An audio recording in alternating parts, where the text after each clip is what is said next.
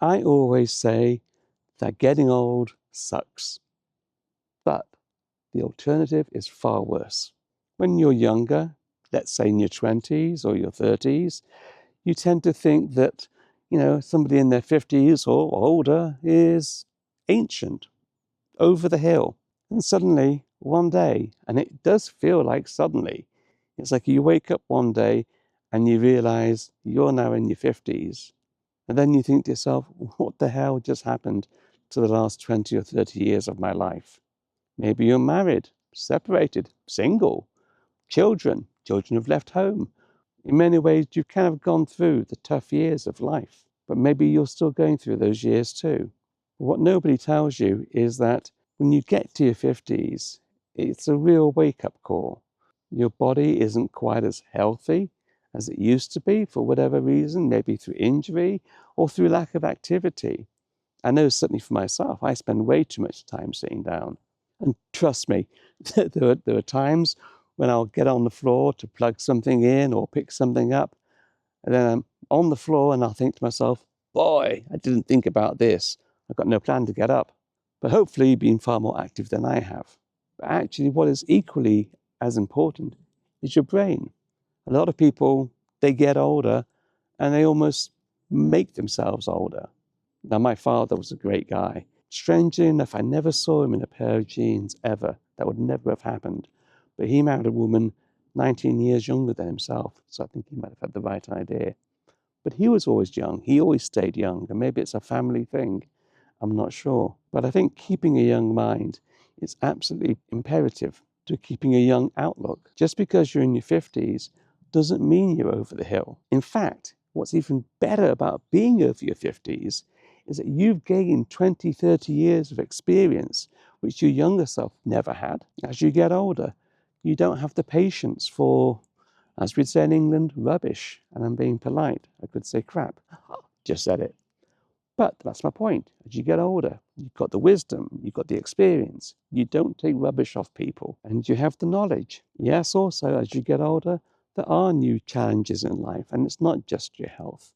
It could be employment or getting ready for retirement, maybe not having everything all in place. But you shouldn't really allow that to affect your mental health too much. I find just getting outside in nature really helps clear your mind. Now, some of you may say, well, what do I know about second acts and reinvention? Well, in many ways, my life has been a continuing reinvention, and not through choice. I met my first wife when I was 26 here in the US, in New York. She moved to the UK, decided she didn't like the weather, if you can believe that. And right now in the UK, you've got a heat wave going on right now. That never happens when I go there. Anyway, at 28, my wife and I, with our eldest son, moved here to the US. And then a year later, my youngest son was born in 1998. But by 2002, I was going through a divorce. And because of the divorce, bankruptcy. So those were very dark days of my life. And I had a choice. I could either stay here in the US or, and in many ways would have been an easier choice, go back to the UK, back to my family, back to my friends. But of course, I had two children, young children, and there's no way I was going to leave them here without their father being here.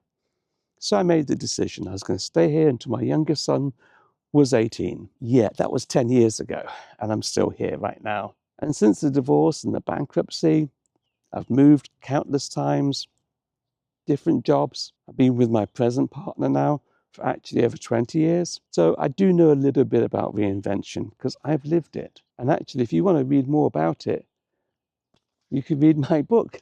Not a plug at all. And you won't find a link down in the description for the book that is or may not be available on Amazon. Just saying. But I've lived it and I'm still living it. I lost my job last year. And those that have been following me know my story from the last 12 months and the pivot that this channel is making now. And I'll be curious to hear from you. If you've been following me for a while, what do you think about the change? For me, as I mentioned on Monday's video, it was necessary. I couldn't continue doing job loss videos.